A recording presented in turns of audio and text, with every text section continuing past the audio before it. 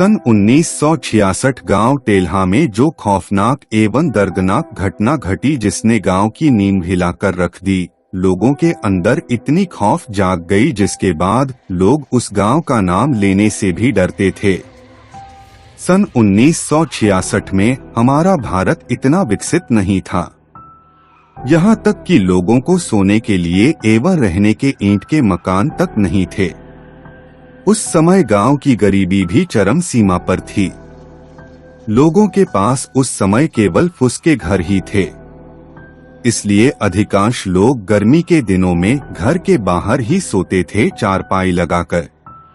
उस समय वह लोग भी जानते थे कि उन्हें बाहर सोने में कितना खतरा है, क्योंकि बाहर से किसी भी समय जंगली जानवरों का हमला हो सकता था। लेकिन मजबूरी में उन्हें सोना ही पड़ता था। गांव में सब कुछ सामान्य चल रहा था, लेकिन एक दिन अचानक ही कुछ ऐसा हुआ कि गांव की अधिकांश बच्चे बीमार पड़ने लगे। उन्हें खून की उल्टियां होने लगी। सभी बच्चे के पेट में बहुत तेज दर्द होने लगा। दर्द जाने का नाम ही नहीं ले रहा था। सभी बच्चों में एक बात तो समान ही थी कि सभी के दर्द पेट में था। धीरे धीरे उनकी हालत और खराब हो रही थी। गांव के लोगों ने देखा कि बच्चे जब उल्टियां कर रहे थे तो उनके मुंह से छोटे छोटे कीड़े निकल रहे थे। बच्चे लगातार यही कह रहे थे कि हमारे पेट के अंदर कुछ है जो चल रहा है। गांव वाले समझ चुके थे कि जरूर कोई बहुत बड़ी महामारी फैल चुकी है हमारे गांव में। उन लोगों के पास इतने पैसे नहीं थे कि वह लोग शहर जाकर अपने अपने बच्चे का इलाज करवा सकते थे। एक बार रात को जब अधिकांश लोग जो अपने घर के बाहर सोते थे, उन्हें ऐसा लगा कि उनके चारों ओर कोई घूम रहा हो। उन लोगों ने तुरंत ही उठकर इधर उधर देखा, लेकिन अंधेरे में उन्हें कुछ भी नहीं दिखा। फिर अगले ही दिन सुबह में गांव में एक बात आग की तरह फैली। कई लोगों का कहना था कि जब हम सोए हुए थे तो हमें लगा मेरे बगल कोई है जो मुझे घूर रहा है। और जैसे ही मैं उठा तो देखा कि जंगल के रास्ते कोई औरत अंदर जा रही हो। उधर गांव में बच्चे की हालत दिन प्रतिदिन और बिगड़ती जा रही थी। लोगों को कुछ समझ में नहीं आ रहा था आखिर यह क्या हो रहा है। उस गांव के ही एक व्यक्ति ने कहा कि कल जब मैं जंगल के रास्ते जा रहा था तो मैंने दूर पर एक औरत को बैठा देखा था। देखने में तो वह औरत बेहद अजीब थी। उसके हाथ में एक धारदार हथियार था। आखिर वह वहां क्या कर रही थी? पेड़ के पीछे छिपकर मैं काफी देर से उसकी हरकतों को देखता रहा। पता नहीं कैसे अचानक ही वहां बहुत तेज की आंधी आई और वह औरत मेरी नजरों से ओझल हो गई। मैं उसे इधर उधर देखता रहा, लेकिन वह मुझे फिर नहीं दिखी। हो सकता है शायद वही औरत हो जो रातों में आती है। गांव वाले समझ चुके थे कि कुछ तो है जो गांव को इतना परेशान करे हुए हैं, क्योंकि अचानक ऐसा होना कैसे संभव है। गांव के कुछ लोगों ने जंगल जाने का फैसला किया। वह देखना चाहते थे कि आखिर उस जंगल में कौन है जो गांव की तरफ बुरी नजर डाल रहा है। यह सोच तकरीबन 5 लोग उस जंगल की ओर चल पड़े, अपने अपने हाथों में लाठी डंडे और मशाल लेकर। दोपहर के 11 बज रहे थे और अब यह लोग जंगल के अंदर पहुंच चुके थे।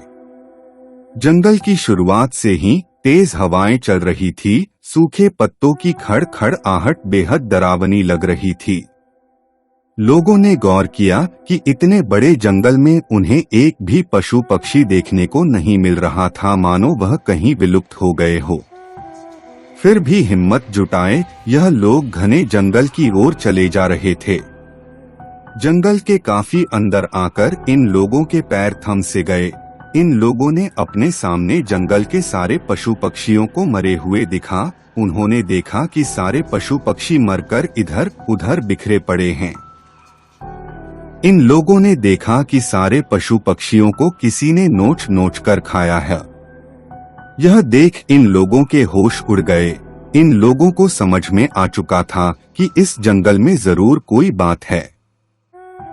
आखिर अचानक से ऐसे हालात कैसे हो सकते हैं? इन लोगों को लग रहा था कि आखिर किस तरह की महामारी फैली है जो लोगों को तथा पशु पक्षियों को भी नहीं छोड़ रहा। इतना तो समझ में आ गया था जो कोई भी हो वह है तो इसी जंगल में मौजूद, पर पता यह करना था आखिर यह है कौन। धीरे धीरे अब शाम हो रही थी, चारों ओर अंधेरा छा रहा था। जंगल की खौफनाक सरसराहट पूरे जंगल पर डेरा डाल चुकी थी। जब काफी अंधेरा हो गया तो यह लोग अपने पास रखे मसाल को जलाकर जंगल के और अंदर जाने लगे। जंगल के काफी अंदर आ जाने के बाद इन्हें अपने से थोड़ी दूर पर कुछ रोशनी सी दिखाई पड़ी। इन लोगों को लग रहा था कि इतने घने जंगल में इतनी दूर आखिर यहाँ कौन है। फिर इन लोगों ने सोचा कि जो कोई भी हो चलकर देखना तो पड़ेगा, और यह लोग उसी तरफ जाने लगे। जैसे जैसे ये लोग वहां तक पहुंचने वाले थे वैसे वैसे इनके कानों में किसी बच्चे की चिल्लाने की आवाज आ रही थी। जहां से रोशनी आ रही थी वहां पहुंचने से 10 कदम दूर यह लोग एक पेड़ के पीछे छिपकर सामने देखने लगे कि आखिर वहां क्या है। अपने पास जल रहे मसालों को भी इन लोगों ने बुझा दिया और सामने देखने लगे। अपने सामने इन लोगों ने जो देखा, इन लोगों का शरीर हिलकर रह गया। इनके होश उड़ गए। इन लोगों ने देखा कि सामने काले लिबास में एक औरत बैठी हुई है और उसके बगल मसाल जल रहे हैं। उसके पास तकरीबन एक टोकरी मरा हुआ पंछी रखा हुआ है और वह औरत एक एक घर के पंछी को आग में जलाकर भस्म कर रही है और कुछ मंत्र भी बुदबुदा रही थी। सिर्फ यही नहीं, उसके बगल में 5 जिंदा बच्चे जिसके हाथ पैर बंधे हुए थे वह वहां चिल्ला रहे थे और एक बच्चा था जो मरा हुआ था। उस औरत के पास एक बड़ा कटोरा था। हम लोगों ने देखा कि औरत उस मरे बच्चे का कलेजा चीर कर निकाल रही थी और कलेजे को निकालकर उसी पात्र में रख दी। हम लोग समझ गए थे कि यह औरत कोई साधारण औरत नहीं है, यह एक डायन है। यह तो एक एक करके सारे बच्चे को मार डालेगी। इसी औरत की वजह से सारे बच्चे गांव में बीमार पड़े हैं। अगर हम लोग जल्दी कुछ नहीं किए तो यह औरत इन बच्चों को भी खत्म कर देगी। हम लोग सोच लिए थे कि हम लोग इस औरत को माफ नहीं करेंगे चाहे जो भी हो। हम लोगों ने मशाल को फिर से जलाया और हाथ में लिए डंडे को लेकर उस औरत के पास पहुंच गए। हम लोगों ने उस औरत को चारों ओर से घेर लिया। हम लोगों ने पूछा आखिर कौन हो तुम, नाम बताओ, तो उसने कुछ नहीं बोला और लाल आंखें दिखाकर हम पर गुर्राने लगी। उस औरत का चेहरा बहुत डरावना था। बिखरे बाल, लाल आंखें और खून से सने हाथ देखकर हम लोगों का हृदय भी कांप गया। वह औरत हम लोगों के बीच से भागने की कोशिश करने लगी, लेकिन हम लोगों ने उसे कसकर पकड़कर उसके हाथ पैर बांध दिए। लेकिन फिर भी वह औरत हम लोगों की तरफ अपने पंजे मार रही थी। इसी बीच हम लोगों ने डंडे से उसके सर पर जोर से प्रहार किया और वह वहीं बेहोश हो गई। फिर हम लोगों ने सोचा आप जो भी इससे पूछना होगा गांव में चलकर ही पूछेंगे, और हम लोग इस औरत को जंगल से उठाकर गांव में ले आए और साथ में हम लोगों ने उन बच्चों को भी गांव में ले आए। इस औरत को देखने के लिए गांव में काफी भीड़ जमा हो गई। जंगल से गांव तक आने में समय काफी हो चुकी थी। रात के तकरीबन 1 बज रहे थे। हम लोगों ने सोचा जो भी फैसला करना होगा आज रात को ही करेंगे, क्योंकि कुछ लोग कह रहे थे कि इसका फैसला हम कल सुबह करेंगे। लेकिन हम लोगों ने सोचा कि ऐसा ना कि सुबह के चक्कर में कहीं यह औरत यहाँ से भाग जाए, तब यह हमारे लिए काफी घातक सिद्ध होगी। गांव के लोगों ने उस औरत को एक पेड़ से बांध दिया।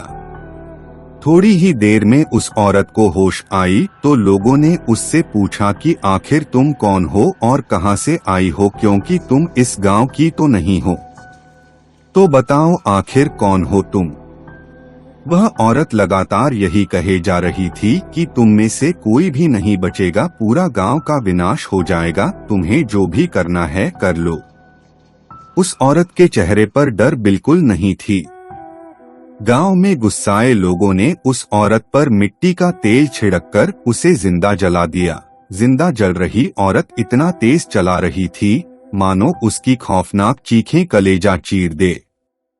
देखते ही देखते वह औरत जलकर खाक हो गई और उसकी हड्डियां वही बिखर गए पेड़ के नीचे। गांव के लोगों ने वहां से सारी हड्डियां चुनकर एक घड़े में रखकर नदी में प्रवाहित कर दिया। लोग समझ रहे थे अब उनकी परेशानी दूर हो गई, क्योंकि उन लोगों के बच्चे सभी ठीक हो गए थे। पर इस घटना के 2 दिन बाद बहुत सारे लोगों ने गांव में यह बात फैलानी शुरू कर दी कि जब वे सोते हैं तो वह जल रही डायन रातों को नींद में आती है। बात यहीं खत्म नहीं हुई। कुछ लोगों ने तो यह भी दावा किया कि मैं उस औरत को उसी पेड़ के नीचे देखता हूँ। कुछ ही दिन बाद उस गांव में उस डायन का प्रकोप ऐसा छाया कि लोग उस गांव को छोड़कर कहीं और चले गए। अभी तक यह पता नहीं लग पाया कि बाद में डायन ने कैसा प्रकोप ढाया कि सारे गांव वाले इधर उधर हो गए। अभी तक उस गांव को भूतिया गांव माना जाता है। उस गांव का नाम लेते ही लोगों की रूह कांप उठती है। दोस्तों, अगर आपको डरावनी कहानियां पढ़ने का शौक है तो आप हमारी हॉरर ई बुक खरीद सकते हैं। इसमें आपको डरावनी कहानियां डरावनी चित्रों के साथ मिलेगी, जिससे कहानी पढ़ने में ज्यादा मजा आएगा। इस ई बुक की कीमत मात्र 49 रुपए है। इसे खरीदने के लिए आप दिए गए व्हाट्सएप नंबर पर संपर्क करें।